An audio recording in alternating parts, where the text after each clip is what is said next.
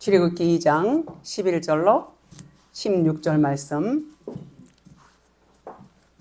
자, 오늘 말씀은 출애굽기 2장 11절로 16절 말씀 되겠습니다. 같이 합독하겠습니다. 시작. 모세가 장성한 후에 한 번은 자기 형제들에게 나가서 그 고욕함을 보더니 어떤 애굽 사람이 어떤 히브리 사람 곧 자기 형제를 치는 것을 본지라. 좌우로 살펴 사람이 없음을 보고 그 애굽 사람을 쳐 죽여 모래에 감추니라. 이튿날 다시 나가니 두 히브리 사람이 서로 싸우는지라. 그 그른 자에게 이르되 내가 어찌하여 동포를 치느냐 하매 그가 가로되 누가 너로 우리의 주제와 법관을 삼았느냐. 내가 애굽 사람을 죽인같이 나도 죽이려느냐. 모세가 두려워하여 가로되 일이 달로 되었도다. 바로가 이 일을 듣고 모세를 죽이고자 하여 찾은지라. 모세가 바로의 낯을 피하여 미디안 땅에 머물며 하루는 우물 곁에 앉았더라. 미디안 제사장에게 7달이 있더니 그들이 와서 물을 길어 구유에 채우고 그 아비의 양무리에게 먹이려 하는데. 아멘. 우리가 이제 세상살이를 살죠.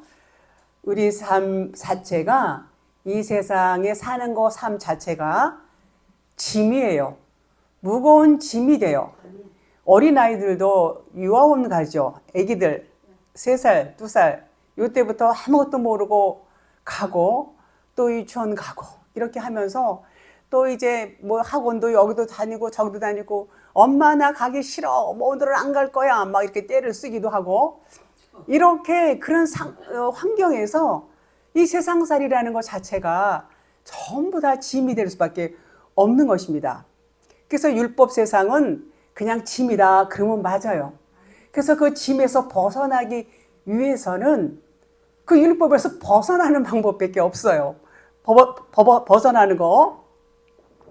그래서 그 무거움을 내려놓을 수 있는 거, 그 무거움을 내려놓기 위해서는 진리를 알아야 돼요. 진리를 알게 되면은 율법에서 이제 벗어날 수가 있는 것이죠. 그렇지 않으면은 우리 삶 자체가 그냥 율법 안에서 율법에 매여서 무거운 짐을 지고 살아갈 수밖에 없다. 그런 말인 것입니다. 마태복음 11장 28절. 수고하고 무거운 짐진 자들아 다 내게로 오라. 내가 너희를 쉬게 하리라. 이렇게 말씀을 하시면 이 말씀이 상당히 위로가 돼요. 굉장히 위로가 되고, 그래 맞아. 우리는 우리의 짐을 주님 앞에 내려놓는 수밖에 없어. 그리고 자기의 염려, 근심, 걱정을 주님 앞에 내려놓습니다. 그리고 기도하고, 그 기도 끝나고 나면 다시 그 짐보따리를 어떻게 해요? 어깨에다 짊어지고 또 와요. 또 와요. 그리고 아이고, 그리고 한숨 쉬고. 안 그렇습니까? 그것은 왜냐면 내게로 오라고 이제 주님이 그렇게 말씀하시는 것은 수고하고 무거운 짐을 졌지 이제는 내게 와 이렇게 말씀하시는 거는 예수님을 말씀하시는 게 아니에요. 예수님 자체가 율법이에요. 그러니까 율법의 짐을 예수님한테 가져간다는 거는 이거는 똑같아요. 가져가는 똑같은 얘기예요. 그래서 내게로 오라 그런 것은 이제는 예수 차원에서, 율법 차원에서 진리 차원으로 넘어오라는 얘기예요. 진리를 알지니 진리가 너희를 자유케 해. 그러니까 진리 안에 들어와야 자유함이 있어요. 자유함이 있다는 것은 이 짐이 내려졌다는 거예요. 그 얘기지 그냥 예수 차원에서 예수님 앞에 이 차원이 아니라는 것입니다. 그래서 우리는 기필코 진리를 알아야 돼요. 진리를 모르면 여기 그냥 고되게 노동하는 거 그냥 아주 힘들어요. 이 삶 자체가 고돼요. 고되고 고달프고 무겁고 정말 힘든 것이 우리의 인생의 삶이라는 것입니다. 12절. 좌우를 살펴 사람이 없음을 보고 그 애굽 사람을 쳐 죽여 모래 속에 감추니라. 이거 뭐 겉의 문자로 볼 때는 그냥 무서워요. 좌우를 살펴. 그래서 좌우가 원어가 코로 돼 있어요. 좌도 코, 우도 코, 코코. 그런데 그 뜻이 뭐냐면 이와 같이, 그와 같이, 이처럼 이런 뜻이 있어요. 이것처럼 뭐뭐뭐 같이 이렇게 이게 좌우하고는 조금 거리가 있죠. 그래서 여기서 사람이 뭐로 되어 있냐면 이 시로 되어 있어요. 이 시는 시 있는 남자, 남편 이런 의미가 있어요.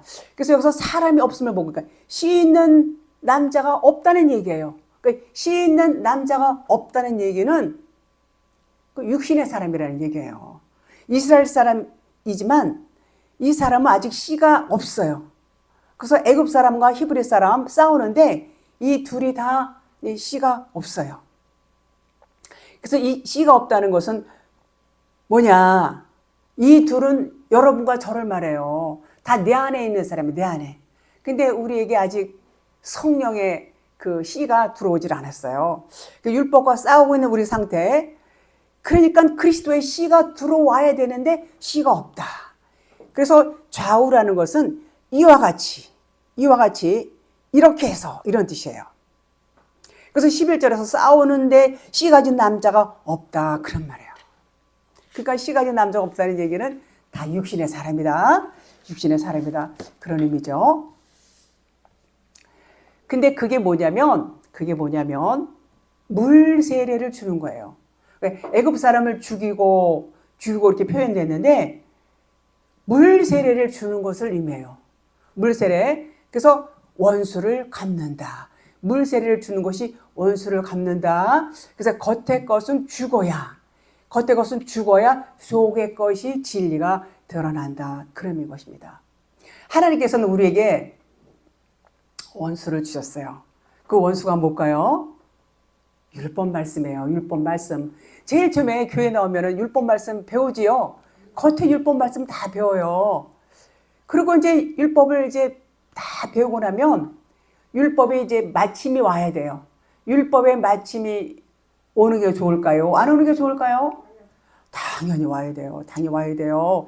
율법의 마침이 와야 진리에 설 수가 있는데, 즉 너의 겉사람은 육신의 생각이야. 육신의 생각은 하나님과 원수가 돼. 육신의 생각은 사망이야. 그래서 너희 육신의 생각은 이제 버려야 돼. 그리고 진리의 생각으로, 영의 생각으로 와야 돼.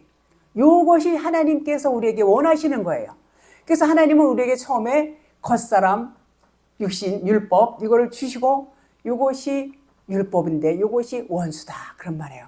그걸 먼저 주시고 그걸 알아야 돼. 이것이 원수구나.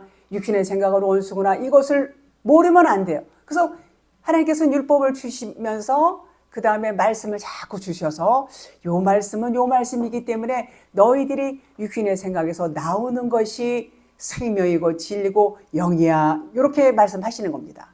그래서 하나님께서는 그것을 그렇게 해주시기 위해서 하나님의 아들 예수 그리스도를 어떻게 했어요? 십자가에 못 박으셔서 하나님께서 내가 너희를 그렇게 해줄 거야. 그래서 원수도 주시고 또 원수도 내보내고 진리로 채워주시고 이런 모든 일들을 언약에 의해서 그렇게 하시는 것입니다. 그래서 못 박아 죽으심으로 인해서 우리의 겉사람인 원수를 갚게 해주신다 그런 말이에요. 여기서 모세가 애굽 사람을 쳐 죽이고 모래 속에 감추니라. 자, 그럼 모래는 뭘까? 모래는 무수히 많은 우리들의 잡생각, 율법의 생각, 육신의 생각 이런 것들이에요. 그리고 이 문자 말씀, 이 말씀이 많아요? 안 많아요? 굉장히 많습니다. 요것을 일컬어서 모래다 이렇게 말해요. 모래다. 이사야서 10장 22절에 이스라엘이여 내 백성이 바다의 모래 같을지라도 남은 자만 돌아오리니. 여기서 너희의 백성이 바다의 모래처럼 많다. 그래도 남은 자만 돌아온다 그랬어요. 남은 자. 처음에 이스라엘 백성들이 다 여러분이나 저처럼 율법 아래 놓여 있었어요. 그러니까 모래같이 많은 그 이스라엘 백성들이 뭐냐면 육신의 생각이라는 얘기야. 율법의 생각, 육신의 생각 이런 것들. 그런 것들이 모래처럼 많아도 남은 자만 돌아온다는 얘기야. 그 남은 자는 또 뭐냐? 영과 진리에 속한 사람, 그리스도로 거듭난 사람만 돌아온다. 그런 말이에요. 그래서 영이 되어서 돌아와야 그가 비로소 하나님의 백성이다. 그런 자만 돌아온다. 그런 말이에요. 모세가 애굽 사람을 죽여서 머릿속에 감추었다. 자, 그러면 머릿속에 감추었다는 것은 그 애굽 사람과 모세가 하나가 되었다는 얘기. 하나가 되었다는 얘기예요. 이 뜻이 뭐냐면 애굽 사람이 이제 그걸 깨닫는 거예요. 아, 내가 모래였구나. 내가 모래였네. 이렇게 깨달아요. 그래서 그것을 깨닫게 해줬다는 거예요. 너는 아직 율법이야. 너는 모래야. 그것을 깨닫게 했다는 거예요. 그래서 그것을 쳐 죽였다. 그렇게 표현해요. 우리가 생각할 때는 아이고, 사람을 죽여서 모래에다 파묻다니 끔찍하다. 이렇게 생각하는데 전혀 진리의 의미는 그런 의미가 아니라는 것입니다. 그 모세가 시내산에서 돌판을 깨부셨잖아요. 똑같아요. 돌판을 깬 거나 모세가 그냥 친 거나 똑같은 의미예요. 겉의 말씀을 깼다는 얘기예요. 겉의 말씀이 뭐예요? 율법적인 것을 깼다. 그런 말이에요. 그래야 속 사람이 남았어. 겉의 거는 깨졌잖아. 속의 거는 깨졌어요? 안 깨졌어요. 이게 남은 자예요. 그 남은 자로서 돌아온다. 그래서 겉의 거를 쳐 죽였다. 그런 말이에요. 모세가 잘했어요. 요거를 또 물세례로 의미해요. 요거를 13절 볼게요. 이튿날 다시 나가니 두 히브리 사람이 서로 싸우는지라. 이제 히브리 사람 동족끼리 싸워요. 그 잘못한 사람에게 이르되 내가 어찌하여 동포를 치느냐 하매. 이제 먼저 그 애굽 사람을 죽인 거는 물세례를 베풀었다고 그랬어요. 자, 그러면 처음 거는 물세례고 두 번째는 불세례를 해야 돼요. 불세례를 해야 되는데 불세례를 베풀 차례인데 이제 그렇게 모세가 못했어요. 그것은 왜냐면 모세가 육신을 입고 있죠. 당연히 육신을 입고 있어요. 그런데 육신을 입고 있는데 성령의 불세례를 베풀려면 그 육신을 벗어야 돼요. 육신을 벗는다는 것은 뭐냐면 바로가 지금 현재 모세가 지금 바로의 궁전에서 살고 있어요. 바로의 궁전에서 바로의 딸 공주의 아들로서 살고 있어요. 그 자체가 육신에 매여 있는 거예요. 육신에 매여 있어요. 지금 모세와의 관계, 그 궁에서 살고 있는 거, 양어머니죠. 근데 사실은 친엄마예요. 영적으로는 그 바로의 딸이 처음에 이제 양어머니처럼 이렇게 비춰지지만 성령으로서 이 상징을 하기 때문에 이 엄마가 친엄마가 되고 나서 젖을 먹이는 엄마는 누구라고 그랬죠? 예, 유모. 그 유모는 친엄마가 아니에요. 겉사람. 율법의 엄마가 되고 진리의 엄마가 이제 바로의 딸 공주가 되는 것입니다. 성령을 상징하고 있어요. 그래서 거기서 나와야 돼요. 거기서 나오는 것이 겉옷을 벗는 거, 겉의 것을 벗는다 그런 의미예요. 그래서 바로의 궁전을 알고 살고 있기 때문에 모세는 불세례를 베풀 수가 없어요. 나와야 돼요. 그러니까는 모세는 기필코 바로의 궁전에서 나와서 미디안 광야로 가요. 미디안 광야로. 이튿날 다시 나가니 두 히브리 사람이, 여기서 또 사람이 나와요. 여기서 나오는 사람이란 단어는 이시, 아까는 이시라고 그랬죠. 근데 여기서는 에노시로 나와요. 자, 이시와 에노시가 뭐가 다를까? 이시는 아까 씨 있는 남자를 말했죠. 씨 있는 남자, 남편. 근데 에노시는 씨가 없어요. 에노시는 씨가 없는 남자, 율법의 사람, 육신의 사람을 말해요. 그래서 이 씨는 그리스도, 씨 있는 남자를 의미하지만 에노시는 율법 아래 있는 사람, 씨가 없어, 아직 혼적인 사람, 푸시케의 사람, 육신의 사람, 이런 의미가 있어요. 그래서 두 사람 모두 다 푸뉴마 영적인 사람, 영이죠. 푸뉴마는 영적인 사람이 아니에요. 영적인 사람이 아니고 아직은 푸시케로 있는 상태, 육신으로 있는 상태다. 그런 말이에요. 그래서 율법 말씀을 이 사람들이, 이 히브리 사람이에요. 율법 말씀을 이 사람들이 받아서 이제는 알았어요. 이 율법이 이 진짜가 아니구나를 알았어요. 그래서 율법은 이거 죽어야 돼. 여기까지도 왔어요. 여기까지도 왔지만 아직 완전하지를 못해서 싸우고, 여기서 히브리 사람 두 사람 동족이라는 나와 있지만 이게 무슨 의미냐면 내가 내 안에서 둘이서 싸우는 거예요. 영과 육이 싸우고 있는 상태예요. 그래서 이 싸움이 이제 끝나야 되는데 영과 육이 싸움이 끝나기 위해서는 둘 중 안에 하나가 죽어야 돼요. 둘 중 안에 하나가 죽어야 되는데 이 이스라엘 사람들은 이제 진리를 알았어요. 물론 율법도 알았어요. 그러면 뭐를 내보내기를 원하겠어요? 육신의 생각을 내보내기를 원하는 것입니다. 그래서 이 싸움이 끝나기까지는 육신의 것들이 벗겨져야 돼요. 육신의 것들이 벗겨지기 위해서는 진리의 말씀이 깨달아져야 돼요. 그래서 육신의 것들이 벗겨져 나가면 내 안에서 싸움이 없어요. 갈등이 없단 말이에요. 여러분들도 아마 때때로 갈등을 하실 겁니다. 갈등을 할 수밖에 없어요.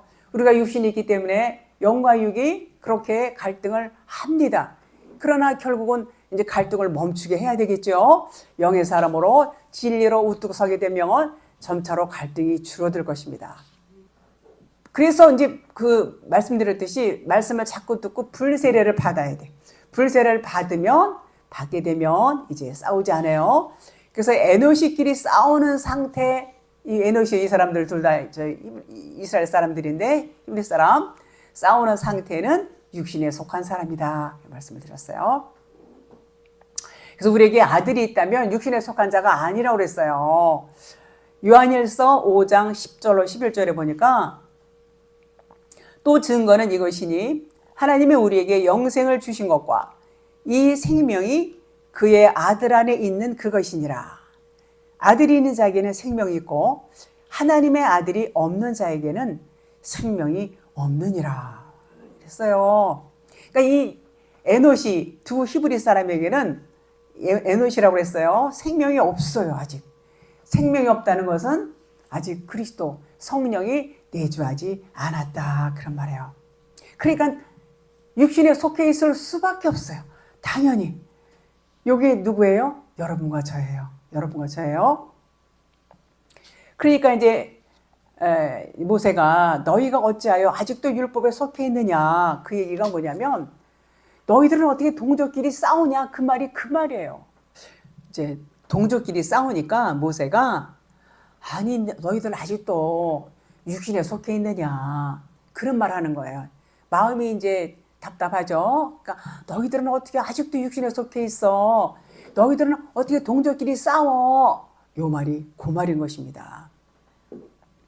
그러니까 내 안에서 여러분과 저 안에서 싸우는 거 똑같아요. 영과 육이 속사람 벗사람이 싸운단 말이에요. 그러니까 육신의 산업은 뭐예요? 에너시로 표현되고 있어요. 근데 영의 사람은 뭐라고 그랬죠? 이씨 있는 사람. 그래서 우리가 진리를 받아들였지만 여러분들이 진리를 받아들였지만 여전히 내 안에서 영과 육이 부딪힌다 그런 말이에요. 그래서 우리는 자꾸만 말씀을 들어야 되고 불세례를 받아야 된다 그런 말이죠. 출애굽기 이제 본문 2장 14절 그가 이르되 누가 너를 우리를 다스리는 자와 재판관으로 삼았느냐 내가 애굽 사람을 죽인 것처럼 나도 죽이려느냐 이렇게 말하니까 모세가 두려워하여 이르되 일이 탈로 되었도다. 아이고 그러니까는 내가 어저께 애굽 사람을 죽인 거를 저 사람들이 봤구나 이렇게 생각한 거예요. 이제 겉에 문자로 그렇죠. 자 여기서 나도 죽이려느냐 요 말이 무슨 말이냐. 애굽 사람을 죽인 것처럼 죽인 것은 아까 말씀드렸지만 물세례를 한번 받고 나면 그 다음에는 불세례를 받아야 돼요. 물세례 첫 번째, 두 번째 물세례. 그러니까 불세례를 해야 되는데 너는 왜 똑같이 또 물세례를 하려고 그러냐 지금 그 말하는 거예요. 그러니까 모세가 아이고 이제 알은 거예요. 아이고 물세례를 줘야 되는데 내가 물세례를 주려고 그랬구나. 이걸 알았어요. 그러니까 이제 모세가 도망을 쳐요. 왜 도망을 치냐면 사람을 죽여서 뭐 바로왕이 나를 잡으러 올까봐 무서워서 도망간다 이렇게 이제 묘사가 되어 있고 표현이 되어 있지만 그 의미가 아니라 성령 세례를 줄 수가 없어요.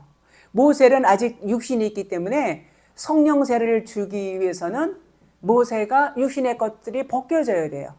육신의 것이 다 벗겨져야 영으로 진리로 바로 서야 이제 불세례를 줄 수 있는데 그러기 위해서는 도망을 갈 수밖에 없어요. 도망간다는 얘기는 뭐냐면 바로의 궁에서 이제 그 바로의 딸 그과 이제 헤어져야 돼요. 바로의 궁에서 나와야 돼요. 나와야 되는 것이 뭐냐면 육신을 벗는 거다. 그런 의미예요. 그런 의미.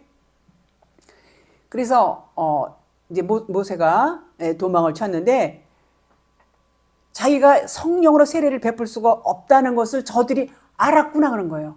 모세는 이미 알았지만 저들이 내가 성령으로 베풀 수 없는 사람이라는 걸 저들이 알았어. 그러면 영적인 눈이 떠졌다는 거예요. 그러니까 모세가 어땠어요? 놀래죠. 놀래고 기뻐하는 거예요. 근데 지금 그러면서 그것을 그러니까 다스리려면 저들을 다스리려면 그리스도여야 돼. 근데 지금 당신은 육을 입고 그들이 하는 말이에요. 그들이 히브리 사람들이 에노시라고 표현된 사람들이 근데 당신은 육을 입고 있으면서 어떻게 우리를 다스리려고 그래? 어떻게 네가 육을 입고 있으면서 어떻게 불세례를 줄 수가 있어? 이런 말을 하는 거예요. 그래서 재판관, 네가 재판관이 되려느냐 이렇게 말하죠. 네가 재판관이냐 이렇게 말해요. 여기서 재판관은 성령을 의미해요. 성령. 성령은 뭐예요? 보혜사. 보혜사는 보호한다, 지킨다 그런 의미가 있죠. 그래서 재판관으로 삼았느냐 이렇게 말하고 있어요. 자, 그러면 이 보혜사 요한복음 16장 7절에 그러나 내가 너희에게 실상을 말하노니 내가 떠나가는 것이 너희에게 유익이라. 내가 떠나가지 아니하면 보혜사가 너희에게로 오시지 아니할 것이요. 가면 내가 그를 너희에게로 보내리니. 그러니까 요 말씀을 항상 우리는 다 이제 알고 있죠. 그래서 보혜사가 오시기 위해서는 떠나야 돼요. 겉의 것이 떠나야 돼요. 예수님이 떠나가신다는 것은 뭐가 떠나셨어요? 육신. 율법이 이제 십자가에서 죽으심으로 떠나셨죠. 그 예수님이 죽으시고 나서 성령이 우리 안에 오신 것처럼 이제 그 다스리는 자와 재판관이 되기 위해서는 모세도 떠나야 돼요. 바로의 궁을 떠나야 돼요. 떠나는 것이 육을 벗는 것이고 육을 벗어야 성령으로 올 수가 있어요. 그러니까 여기서 떠난다는 거, 육을 벗는다는 거 그런 말이에요. 살인해갖고 이게 들통이 났어. 그래서 바로 왕한테 잡혀서 죽임을 당할까봐 두려워서 도망친다. 이렇게 묘사가 되고 있지만 그런 뜻이 아니라는 말씀을 드렸습니다. 그래서 여기서 두려워하여 이런 말이 또 있어요.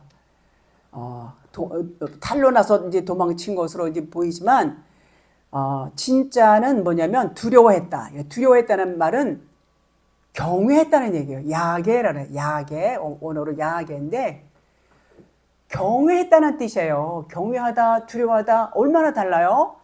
경외했다, 기뻐했다, 좋아서 그냥 깜짝 놀랬다. 그런 뜻이 있어요. 이게 사역동사로다가 깜짝 놀래게 하다 이런 의미가 있어요. 그래서 이것이 어떤 단어하고 또 연결이 되면 하나님을 예배하다, 경외하다 그러죠. 하나님을 경외하다. 이것이 그 예배하다는 단어와도 이렇게 연결이 되는 것입니다. 자, 모세가 기뻐서 깜짝 놀랐어요. 기뻐서 깜짝 놀랐다 그런 얘기예요. 뭐가요? 두려워하다. 자, 히브리 사람이 왜냐하면 히브리 사람이 이 사람이 에노시였는데 이 사람이 육신의 사람이었는데 이제 진리를 아는 거예요. 에노시로 표현이 됐는데 이 사람들이 모세랑 얘기하면서 어떻게 진리를 깨닫게 됐어요. 그러니까는 지금 진리를 알아가는 그 과정에 있다는 것을 알았어요. 이제 모세가 알았어요. 그래서 당신이 육으로는 죽고 영으로 살아야 돼요. 그래야 우리를 다스릴 수 있는 재판관처럼 우리를 성령 불세례도 줄 수 있어요. 이렇게 말하는 소리를 이제 모세가 알아들었어요. 그러니까는 기뻐했다. 깜짝 놀랐다. 그런 말이에요. 여기서 모세는 누구를 상징해요? 예수 그리스도를 상징해요. 그래서 그 기뻐한다는 것은, 모세가 기뻐한다는 것은 하나님이 기뻐하신다. 그런 말이에요. 자, 그러니까 모세가 이르되, 여기서 이르되는 진리로 말하는 거예요. 이르되 일이 탈로 되었다고 했어요. 여기서 일은 겉에 거로 말하는 거예요. 겉에 거, 율법. 일이 탈로 되었다다. 여기서 탈로 되었다는 말이 야하다. 야다는 동침하다, 뭐 합방하다 이런 의미가 있는데, 또 알다는 게 맞아요. 알다, 깨달았다. 여기서는 그렇게 또 쓰여요. 깨달았다. 그래서 이 히브리 사람이 에노시 율법 아래에 있는 혼적인 사람이었는데, 이제 겉의 말씀으로 이렇게 이제 말씀을 이제 깨달은 거예요. 이 겉의 말씀으로 이제 말했는데 이 사람들이 속의 말씀으로 깨달은 거예요. 아마르. 이르되, 모세가 이 아마르로 말했어요. 그 깨달은 거예요. 그러니까는 기뻐한 거예요. 모세가 어제 이제 애굽 사람을 쳐서 무릎 속에 감췄어요. 그걸 물세례라고 그랬죠. 물세례라는 것을 이제 깨달은 거예요, 사람들이. 그러니까 너 또 우리를 물세례를 주려고 그래. 너는 이제 불세례를 주려면은 너는 지금 안 돼. 그러니까 너가 육의 몸을 벗고 영의 몸으로 와야지 우리에게 불세례를 줄 수 있어. 요렇게 그 사람들이 말하는 걸 듣고 모세가 너무너무 기뻐하고 그래서 놀랬다. 그런 말이에요. 그러니까 모세는 어때요? 기필코 바로의 궁을 떠나야 돼요. 바로의 궁을 떠나서 이제 미디안 광야로 가지요. 미디안 광야로 갑니다. 미디안 광야는 또 어때요? 거기서 40년 동안 이제 말씀으로 훈련받고 여러 가지 시험을 받게 되지요. 마태복음 4장 1절에 보니까 그때 예수께서 성령에 이끌려서 마귀에게 시험을 받으러 광야로 가서 그 40일을 밤낮으로 금식하신 후에 줄이신지라. 이 말씀 뭐 얼마나 잘 아세요? 요 광야가 그 광야예요. 모세는 40년, 예수님은 요소 40일로 이렇게 표현되어 있죠. 싸우는 거예요. 싸워요. 영적으로 육적으로 싸워요. 마귀에게 시험을 받으시고 또 이 모세도 광야에서 많은 시험을 받고 연단을 받고 훈련을 받게 되는 것입니다. 그래서 막 기뻐서 광야로 간 거예요. 두려워서 도망갔다는 것이 하나님을 경외하고 놀래서 막 좋아서 광야로 갔다. 이런 것이 진리의 뜻인 것입니다. 히브리서 11장 24절 25절. 믿음으로 모세는 장성하여 바로의 공주의 아들이라 칭함 받기를 거절하고 도리어 하나님의 백성과 함께 고난 받기를 잠시 죄악의 낙을 누리는 것보다 더 좋아하고. 그렇죠? 그러니까 요걸 가만히 보면 모세가 도망을 안 가고 가만히 있으면은 낙을 누리는구나 이렇게 생각할 수 있어요. 근데 그것이 율법 아래 매여 있다는 그런 얘기예요. 율법 아래 매여 있다는 거, 그거 같은 거예요. 그래서 그 육신 말씀은 그 율법을 벗어야 돼. 벗어야 된다는 거야. 필히 벗어야 돼요. 겉의 뜻하고 속의 뜻하고 많이 다르죠. 15절, 본문 15절. 바로가 이 말을 듣고 모세를 죽이고자 하여 찾는지라. 모세가 바로의 낯을 피하여 미디안 땅에 머물며 하루는 우물 곁에 앉았더라. 여기서 이 일을 듣고 해서 이 일을 듣고 이 일은 겉의 것을 뜻해요. 겉의 거. 겉의 것은 겉의 거예요. 율법. 그러니까 요것은 로고스를 의미하는데 로고스 겉의 거. 그러면은 그냥 다시 말하면 이 그냥 성경은 그냥 로고스예요. 그러니까 이 로고스 안에는 겉의 것이 있고 속의 것이 있어요. 로고스 안에는 겉의 거 율법도 있고 속의 거 진리가 있어요. 그런 말이에요. 그런데 로고스를 의미하고 있는데 겉의 것 율법이라는 뜻이에요. 율법. 다 바로. 이 일을 듣고 일이 다 바로 율법이다. 그런 말이에요. 그러니까 모세를 죽이고자 하여 찾는데 요것은 진짜 죽이려고 찾는 게 아니라는 뜻이에요. 겉에 거로 죽인다는 얘기예요. 진짜 죽인다는 게 아니에요. 모세는 예수 그리스도를 모형하고 있어요. 그래서 겉과 속이 있어요. 겉과 속. 그래서 바로가 찾는 것은 여기서 이 일을 듣고 바로가 이 일을 듣고 요 일은 겉에 거를 말해요. 겉에 거. 율법, 겉에 거. 그러면 남는 것은 속의 것이 남아요. 겉의 것을 바로가 찾고 있는데 속의 것은 도망을 치는 거예요. 겉의 것은 놔놓고 도망가는 거예요. 벗겨지는 거예요. 여기 벗겨지는 거예요. 그래서 모세가 도망가는 것이 뭐냐면 애굽 왕이 모세를 찾는 거예요. 애굽 왕이 모세를 찾는 거하고 모세가 도망가는 거하고 같이 이렇게 맞물려 있어요. 그러면 모세가 도망가는 것은 속 사람이 도망가고 애굽 왕이 붙들고 찾는 것은 겉에 거를 붙드는 거예요. 그래서 반씩 이렇게 나눠지는 거예요. 영과 육이 나눠지는 거예요. 그런 의미인 것입니다. 그래서 애굽 왕이 모세를 찾았다고 하는 것은 겉의 것을 찾은 것이고 모세가 바로의 낯을 피하여 그랬어요. 이 낯은 파님이라고 해서 얼굴을 말하죠. 얼굴. 겉의 얼굴을 말하고 속의 얼굴은 이제 마음이겠죠. 그래서 겉의 얼굴을 하나님으로 보면 하나님의 겉에 율법 말씀이에요. 자, 얼굴이다 그러면 하나님으로 생각하면 율법 말씀이 하나님의 얼굴이다 그렇게 말해요. 그러면 얼굴이 중요할까요? 마음이 중요할까요? 마음이 중요해요. 겉에 거예요. 그러니까 그래서 율법을 그냥 하나님의 얼굴이다 이렇게 표현해요. 겉에 하나님이라고 표현해요. 그래서 속에 마음이 중요한 것이지 겉에 껍데기 율법 말씀이 중요한 게 아니에요. 그러나 요 안에는 하나님의 마음이 다 들어있지요. 그렇습니다.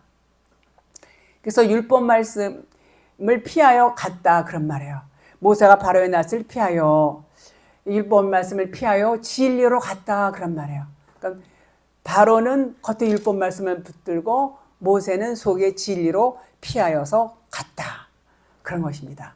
바로 왕에게 겉의 것은 잡혀가고 이런 의미예요. 겉의 것을 보면은요, 겉의 문자 이거로 보면은 지금 진리가 해석되어지는 말씀을 여러분들한테 드리고 있는데 너무나 황당하고 정말 믿기 쉽지 않죠. 믿기 쉽지 않아요. 그래서 그것이 깨달아지면서 믿기까지는 반드시 성령님의 개입이 있어야 돼요. 성령님이 눈을 열어주시지 않으면 깨닫지를 못합니다. 못 깨달아요. 자, 모세의 속사람은 미디안 땅에 이제 머물게 됐어요. 이제 혼자서 이제 갔죠. 자기네 나라도 아닌데 미디안 나라에 가서. 그래서 이제 하루는 우물 곁에 이제 앉았어요.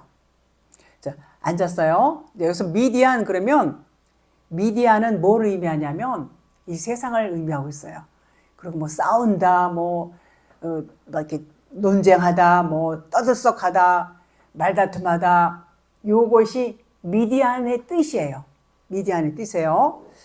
그래서 미디안 광야에서 이제 말다툼하고 이러는 이제 장면들이 나오죠. 그러니까 예수님이 시험 받으실 때 마귀하고 말다툼 해요, 안 해요? 똑같은 거예요. 똑같은 거예요. 우리도 어때요? 말다툼 해요, 안 해요? 똑같아요. 똑같은 거예요. 자, 여기서 우물은 로고스와 같아요. 로고스 말씀. 우물은 물이죠, 물. 말씀에 로고스 말씀하고 같아요.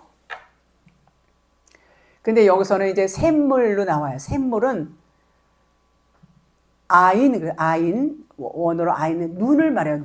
눈을 말하고 진리를 의미해요. 진리. 여기서 우물을 진리를 말하고 있어요. 우물이 베르 그러는데 로고스와 같은데 로고스 안에는 진리가 있다 그런 말이에요. 겉과 속이 같이 있다는 얘기예요. 겉과 속이. 이제 모세가 이제 광야에 갔죠. 광야에 갔다는 것은 진리로 갔어요. 진리로 갔지만 모세가 해야 할 일이 거기 40년 동안 살면서 이제 해야 할 일이 있어요. 율법의 시험을 통하고 마귀의 시험을 이기는 훈련을 40년을 동안 이제 받으면서 해야 된다. 그런 의미가 있어요. 마지막 절 16절 미디안 제사장에게 7달이 있었더니 그들이 와서 물을 길어 구유에 채우고 그들의 아버지의 양떼에게 먹이려 하는데.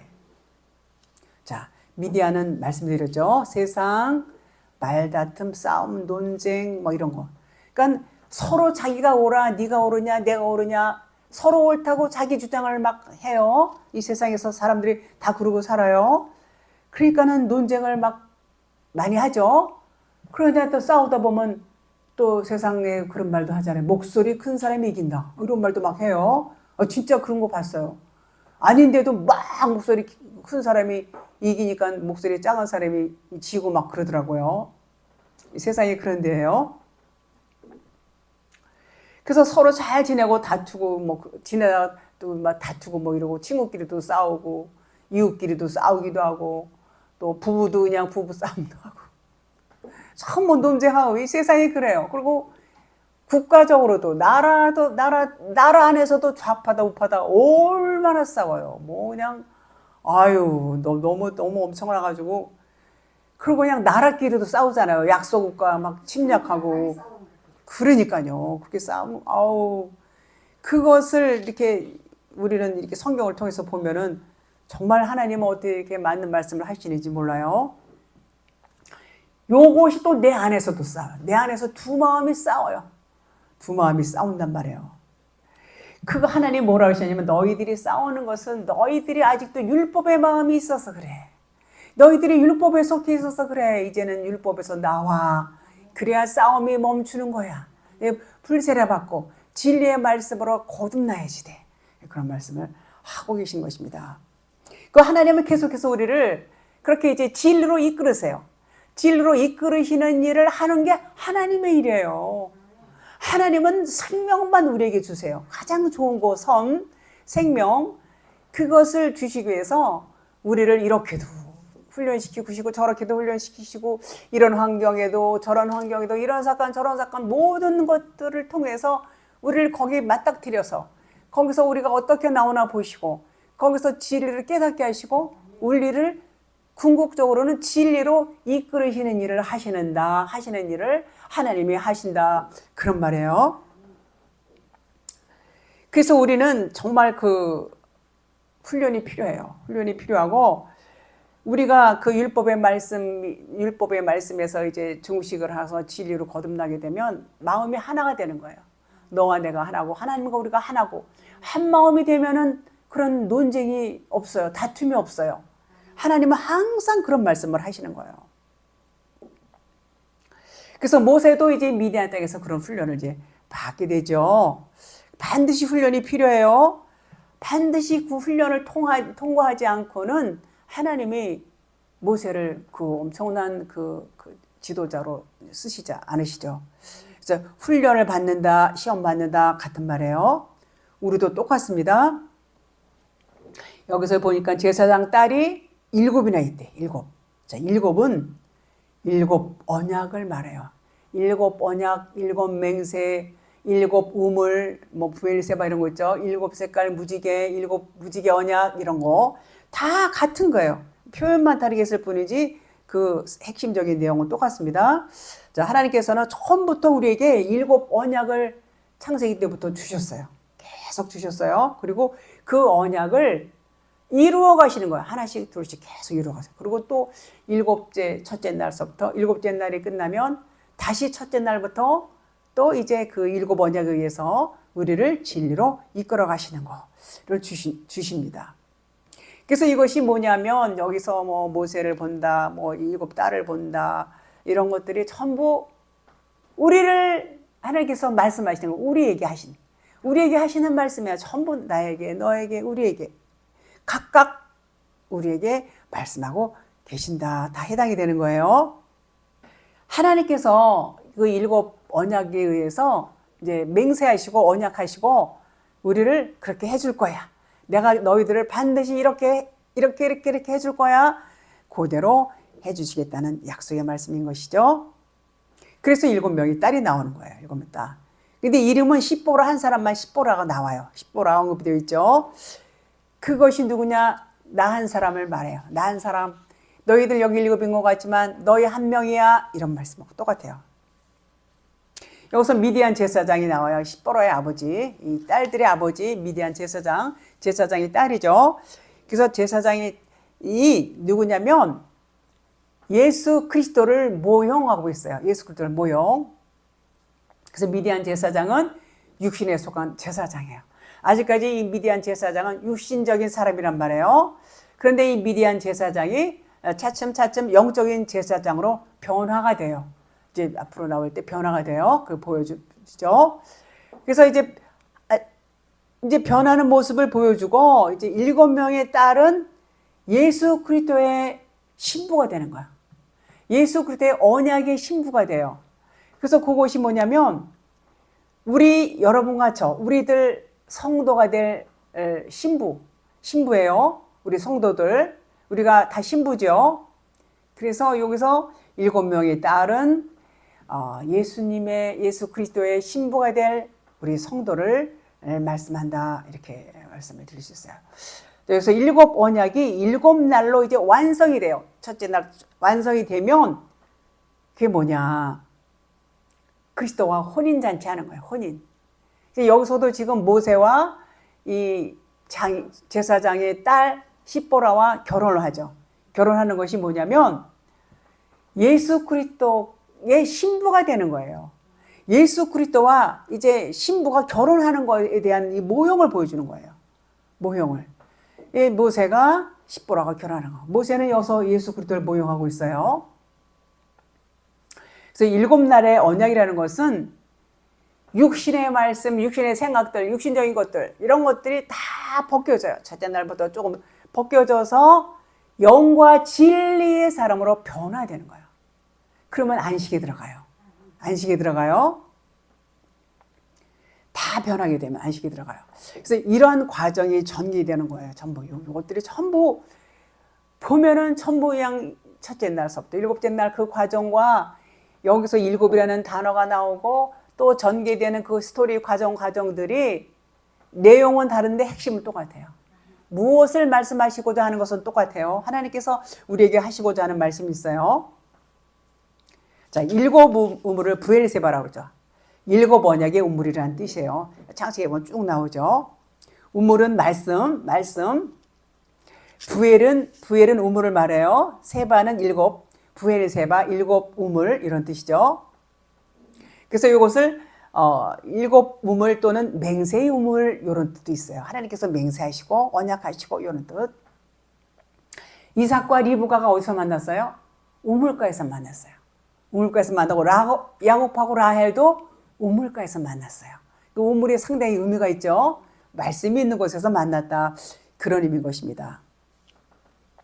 자, 그들이 미디안 제사장의 딸 7이 우물에 와서 물을 길어 구유에 채우고 아버지의 양떼에게 먹이려 하는데. 자, 그래서 아버지는 성전을 의미해요. 항상 아버지는 성전을 의미해요. 성전을 의미하고 양떼에게 물을 먹인다는 것은 뭐예요? 물은 말씀이죠. 말씀을 먹인다.